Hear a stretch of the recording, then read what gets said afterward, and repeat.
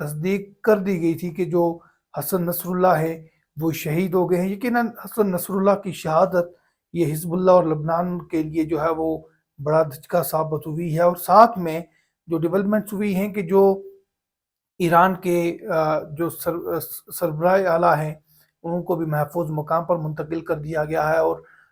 ان کا محفوظ مقام پر منتقل ہونا بھی جو خطرے کی گھنٹی ہے کہ اسرائیل کی طرف سے جو حملہ مزید ان پر بھی کیا جا سکتا ہے۔ یاد رہے کہ حزب اللہ اور اسرائیل کے درمیان جو جنگ تھی وہ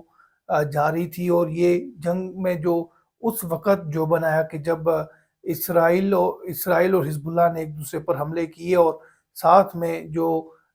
دیگر جو مزاحمتی تنظیمیں تھیں انہوں نے حزب اللہ کا ساتھ دینے کا اعلان کیا تھا۔ گزشتہ روز جنرل اسمبلی سے خطاب کرتے ہوئے اسرائیل کے وزیر اعظم نے یہ بات کہی تھی کہ جو اسرائیل ہے وہ ایران